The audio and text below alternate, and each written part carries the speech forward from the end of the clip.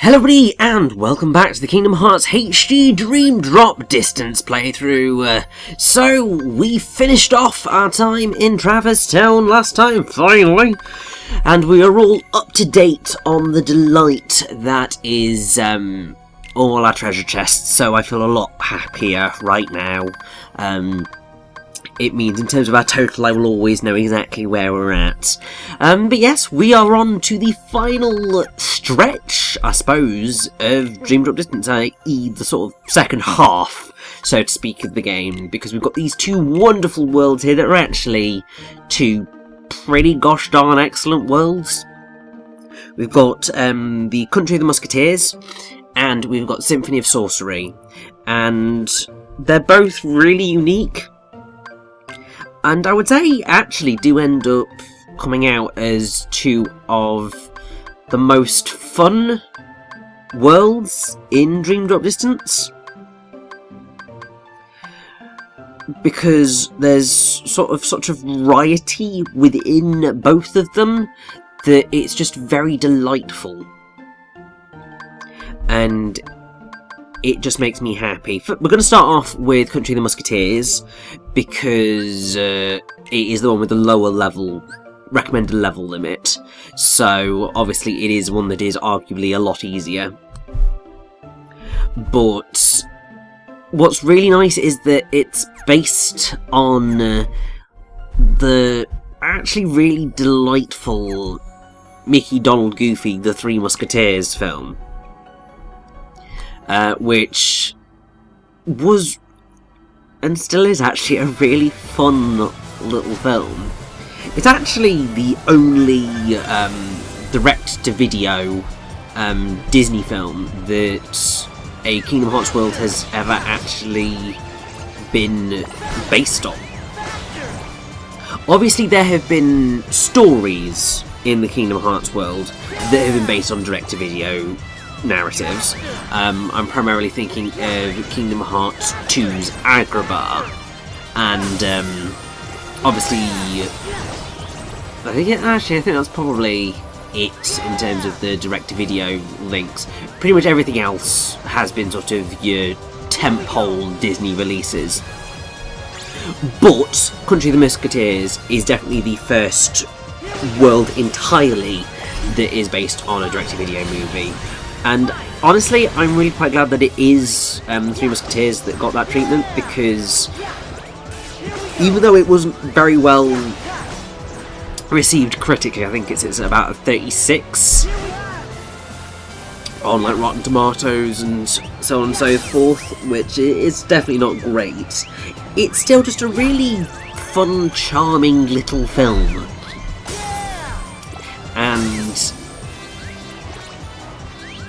I can't help but love it, really. I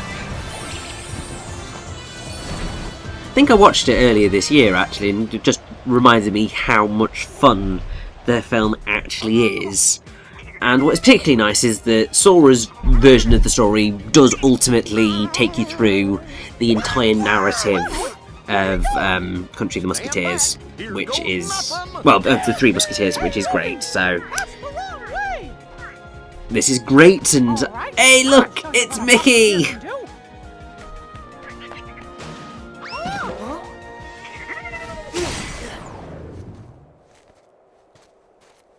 King Mickey, are you okay? Huh? Have we met before? What? Wait, is this like what happened with Jiminy and Tron? But I'm not in Disney Castle. And that world isn't one of the ones that's asleep. I don't get it. You okay? What's wrong? Oh, I was wondering where I was? Where'd you get that key? This? It's a key I know. You came from another world, right?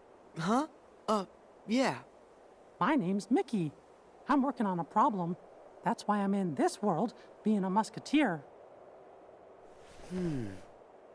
So, am I in a world the king visited that I don't know about? A world that's trapped in sleep somewhere? 'Cause I guess You seem confused. Look out! I'm sorry. Yeah, Let I me mean, handle him. the whole concept, I suppose, of these two worlds, because both of them are worlds from Mickey's past. So you've got Country of the Musketeers, Symphony of Sorcery, both from Mickey's past. And sort of in terms of the chronology, it's a little bit weird. I think I understand sort of how it works. Because obviously Mickey originates in Timeless River. That's where obviously where we see Mickey and Pete in their first instance with Steamboat Willie. Then clearly he decided to start training. Ended up here in the Country of the Musketeers on business, where he met Princess / Queen Minnie, who we will see eventually in this narrative, and also met Donald and Goofy, and then obviously Mickey and Minnie married, and then they ended up making Disney Castle, I think, in Disney Town. I think that's sort of how it's intended to be. That's how Mickey becomes the king. But it's a bit of a confusing one, if I'm honest. But that doesn't really matter, because either way, this is all just really fun, and I will say I really like the music for Country of the Musketeers. The themes here are just really awesome, and particularly also because the titling is just mwah. So the field theme is called One for All, the battle theme is called All for One, because of course. And that's just delightful. But also just the whole vibe, it's very upbeat, very bouncy, and I really like it. I really do like this world, it's wonderful. Thanks. I sure owe you one. Some musketeer I turned out to be. Hey, whoa, ow, whoa! Where's the bad guys? Goofy! Yeah, whoa, hey, whoa, Everything's ow, under whoa, control, hey, Goof! Wow! Oh, ah, whoa! Really? You mean we clobbered them?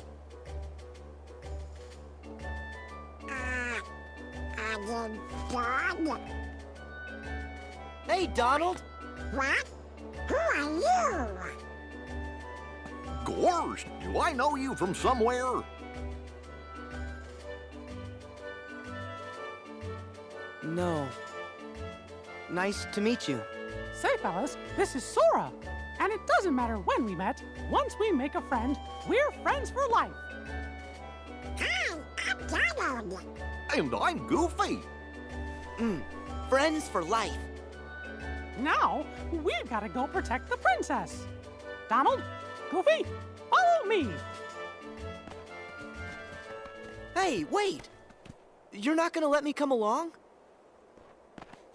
But you're not a musketeer, and this mission is fraught with danger.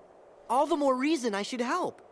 When the going gets tough, the tough call their friends. Well, all right. Thank you. Great! Should we do the thing? The thing? Well, the thing that we say is all the things that we do together, you know. Ah. All for one. And one for all! Sorry, I just had to get that in there. I'm not going to be left out of these things, you know? Now it's time for a good old flashback. I'm sure this will be delightful. Congratulations, boys! In light of your lacklustrous potential, I dub you Royal Musketeers. Just look at yous, all dressed up and going nowheres.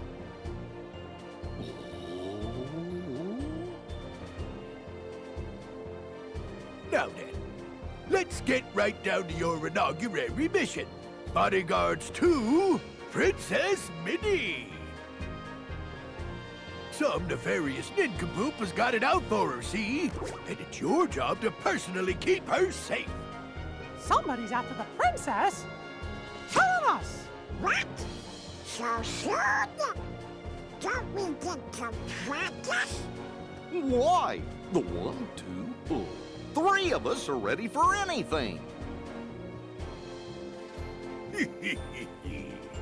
Don't worry, Donald's real brave, and Goofy's clever. And while I may be small, I've got the heart of a musketeer. All for one, And one for all!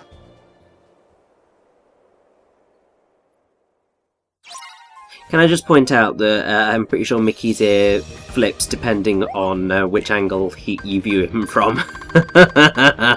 Oh, that's great. So yeah, the way that this world's structured is that you've got the massive training area here, which is big and fun and has a sort of... You can fight just loads of Dream Eaters in here. But then you go off on sort of a few little missions, a little mission, which then leads to another mission and so on and so forth. So there's loads of different areas in Country of the Musketeers. It's great. Also, I will block 3 attacks during this. I just need to, get better at blocking. But while we're at it, I should probably point out that so obviously I said that I really like the music in this world. I actually also really like the music in the original film, because obviously all of it is based on classical music tracks. So you had sort of like one of the main songs was All for One and One for All, which was based on the Can-Can, or as it is actually known, the Infernal Gallop from Orpheus Enters the Underworld. The Can-Can is the dance rather than the actual song. So it's just like, all for one, hey, all for one and one for all, musketeers, hey, all for one and one for all, and one for and so on and so forth. You also had Love So Lovely, which was made up of Dance the Reed Flutes from the Nutcracker and the Romeo and Juliet Fantasy Overture from Tchaikovsky's Romeo and Juliet, which I would not be able to regale you with because I can't actually remember how those sound. You then have Peaky's King of France, which is in the Hall of the Mountain King, which is from... oh god, which one is that from? It's by Edvard Grieg.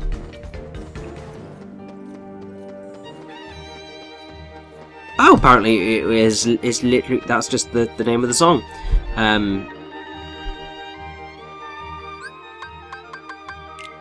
I thought it was in something specific.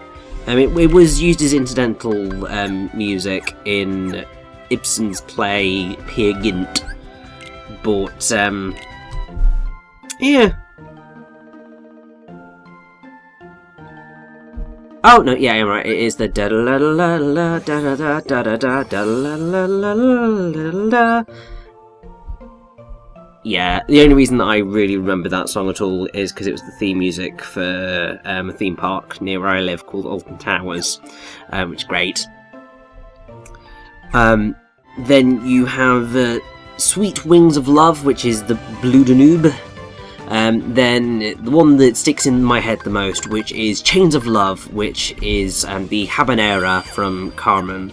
Habanera is the popular name for L'amour est un oiseau rebelle, which is the da da da da da da da da da da da da da da da da, that one. You also have This Is the End, which is Beethoven's Symphony No. 5, which is the da da da da da da da. There was also L'Opera, which just takes excerpts from the Pirates of Penzance, which is like the I am the very model of a modern major general, but and so on and so forth. But we have a quite quirky fight here. We've got a Tyrento Rex chasing after the cart. and we've got to stop it. Basically, the way in which you do that is wait until he runs up close, get in a few good old hits in on him, and whenever he shoots a fireball at you, make sure to get that block on, because then that will throw it back at him. It is also possible to do all sorts of bits and bobs. The general trick is hit back the fireball, and that will prevent it from charging. Although sometimes he will, I think, go in for the charge without having done the fireball first. I think you can still block it, and yes, you can, and that does prevent damage to the carriage, but actually pulling it off can be a little bit challenging, I suppose. So don't worry if you do have to take a couple of attempts at this, because no one's saying that it's hugely easy, but it is still quite fun, and it is a nice little side distraction from the regular gameplay stuff.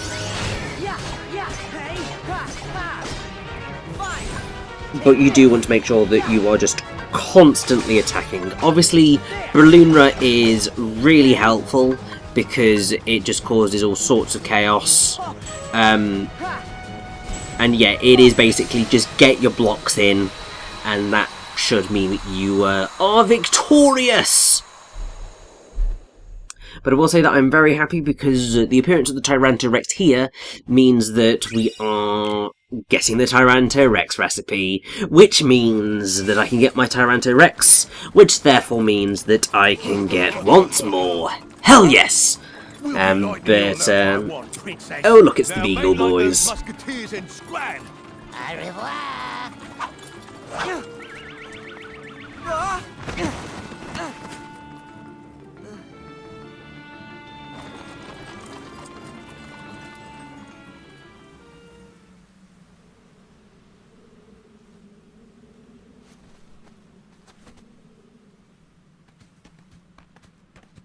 Your Majesty!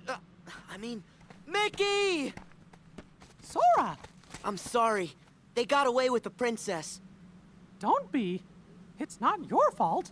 As long as we all stick together, I know we can get the princess back. It's hopeless. Goofy's right. As a team, we can do anything.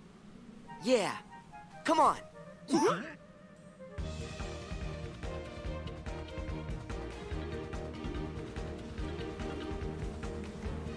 Hey, look, Mickey! There's the carriage! But there's no sign of the princess. So that means... Yup, she's out there somewhere, counting on us to come to the rescue. Yeah, 'cause we're musketeers. And we're gonna be the ones to save her. Come on. Huh? Hey! Aren't you forgetting someone?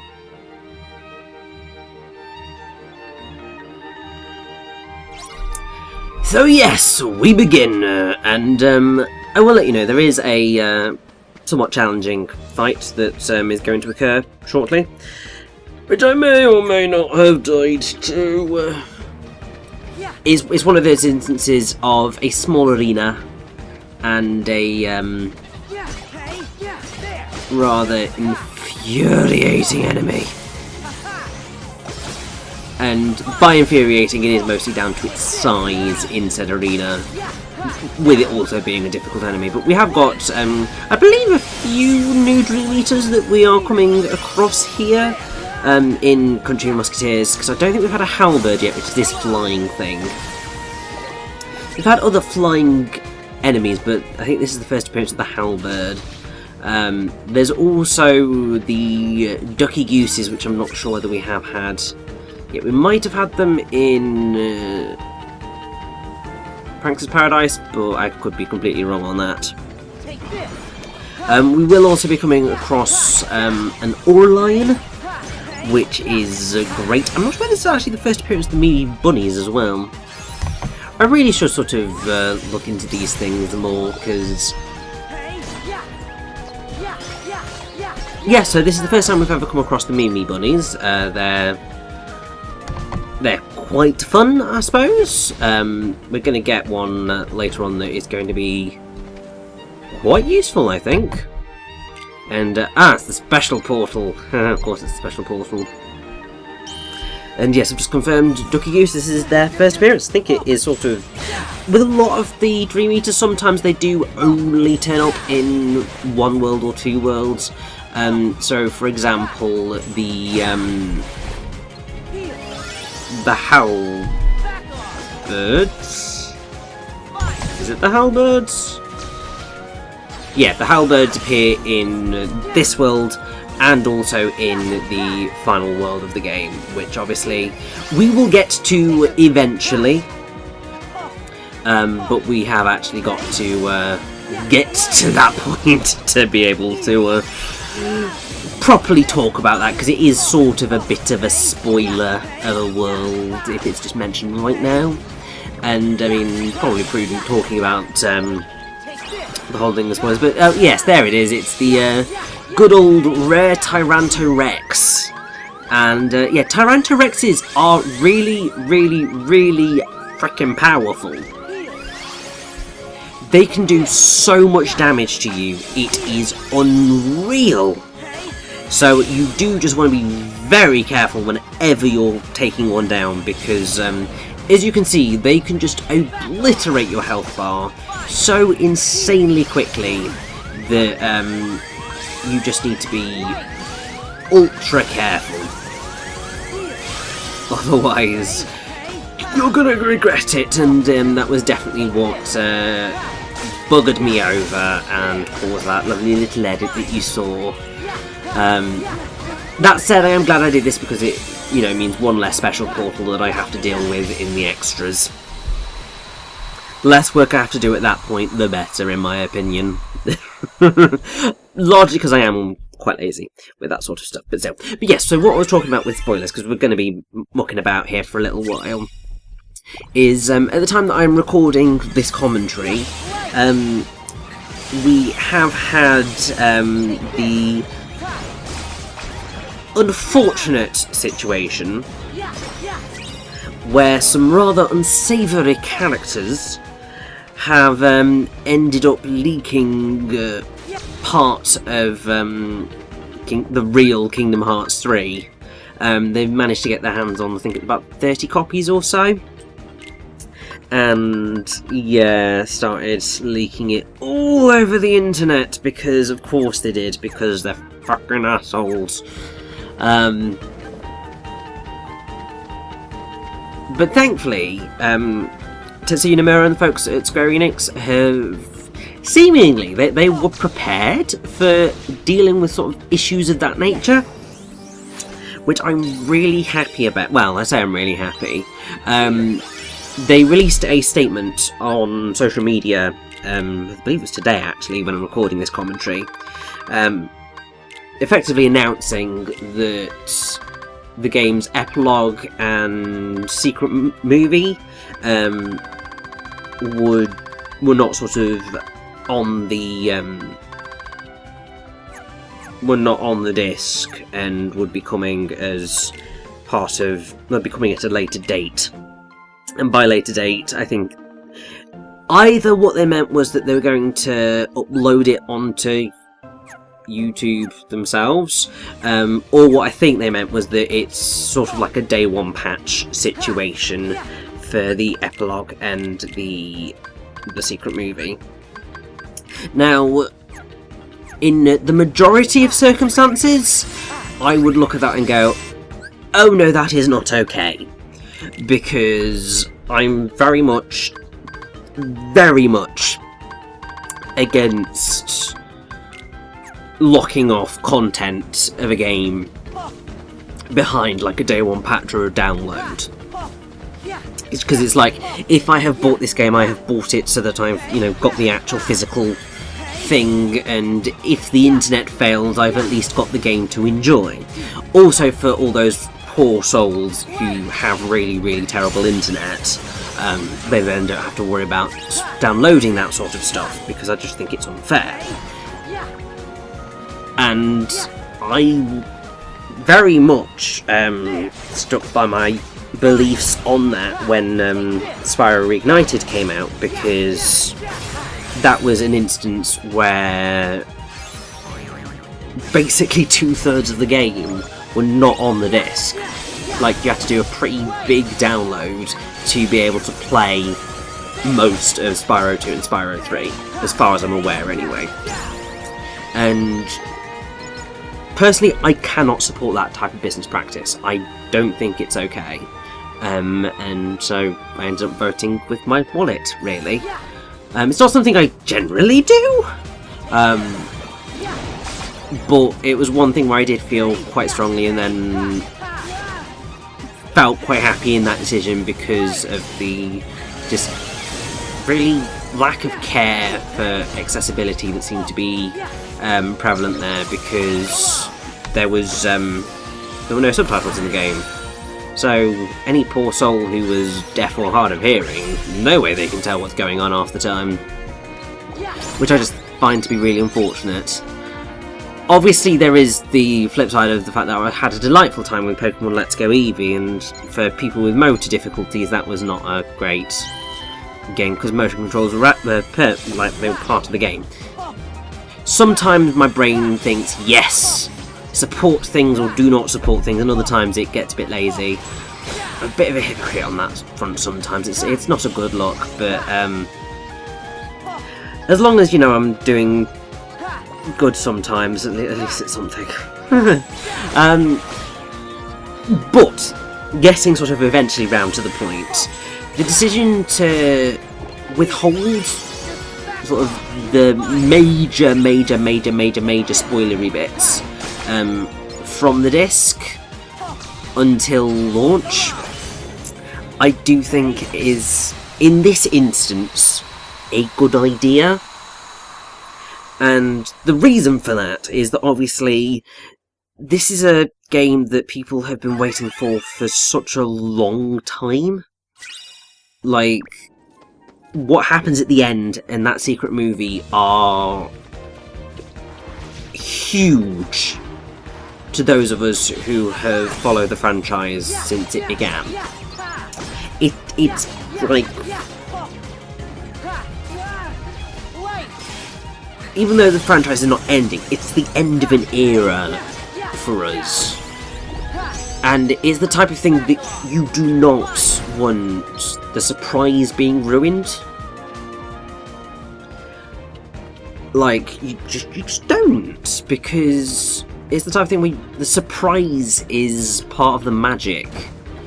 And I know for a fact that if anybody spoiled Kingdom Hearts 3 for me before I have actually managed to experience and enjoy it for myself, they will be hell to pay. So yeah, don't do that, otherwise I will despise you until the end of time. But I think the fact that, yeah, they were sort of one step ahead of the game. The fact that they have to do that is ridiculous. I strongly believe that we're not in a culture where people steal things and leak things when it's clearly not the right thing to do. And so some developers have had to seek precautions of locking off endings as day one patches to prevent such things from happening. It's ridiculous that is necessary, but for this particular game, in this particular instance, I do feel that it is okay because of just the level of impact that it's all going to have, and really it makes sense. But fingers crossed, in the future it is not required. But we'll see how it all goes. Anyway, we get to face down the Beagle Boys, and it's delightful, it's fun. They're not too difficult to beat. The main thing that you just got to be aware of is that just make sure you block whenever they go into one of their sword combos, because otherwise you might get a little bit hurt. But really, in the grand scheme of things, these guys ain't much. They're really not going to give you too much of a challenge. I mean, they might be a little difficult, but yeah. Nowhere near as bad as some of the other fights that we have already faced. So, yeah, that's them down. Brilliant. Sora, thank you! Princess Minnie is safe. We couldn't have done it without ya. Sure. Happy to help. Oh, our hero. Huh? It's the bad guys! Huh? Thought we'd go down easy peasy, Let me at him. All right. We can do this all day. Wait, Sora. Got any suggestions, Goofy?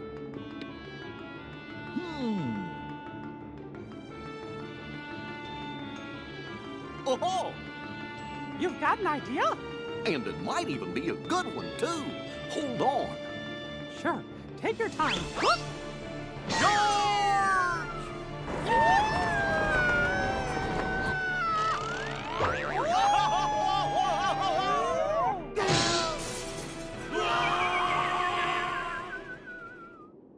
How'd I do? Yeah! We did it! Hooray for the Musketeers! We did it. All for one and one for all!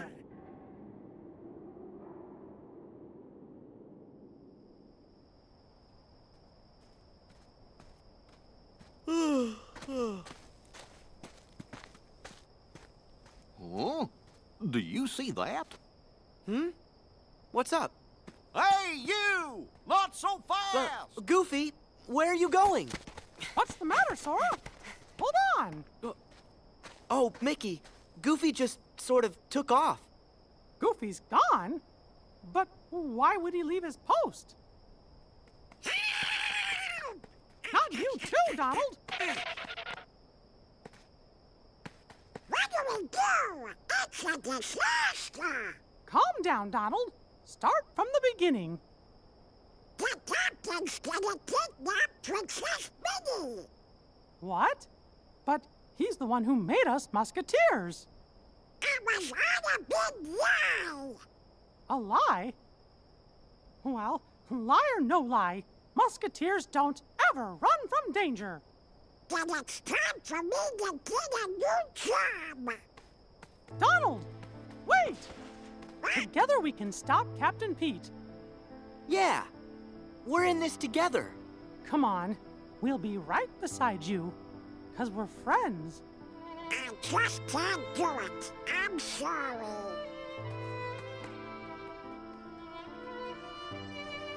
Donald! Donald. He'll be back. I know it. Aw, thanks, Sora. So this captain guy's the culprit. I wonder what he's up to.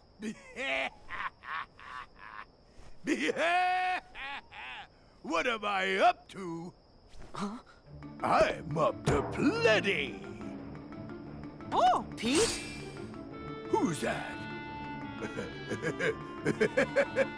A stranger looking to be endangered.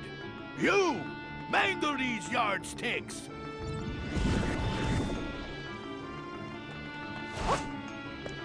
Captain Pete, by the power vested in me as a musketeer, I arrest you, mister! That's a good one. Well, how's about this? By the power invested in my fist, I clobber you! Oh, Mickey! Sora? Sora? No. Donald. Goofy. Where's Mickey? Captain Pete and his guys took Mickey to Mont Saint Michel, and that means he's in big trouble. Once the tide comes in, the dungeon will fill up with water. And so will Mickey. Well, come on. We gotta go save him. Oh, but how? What are you saying? You and Goofy wouldn't have come back if you weren't ready to save him. We're friends. Friends for life. Remember? Yeah! Best of friends to the very end. Good. Let's go. Right. Okay.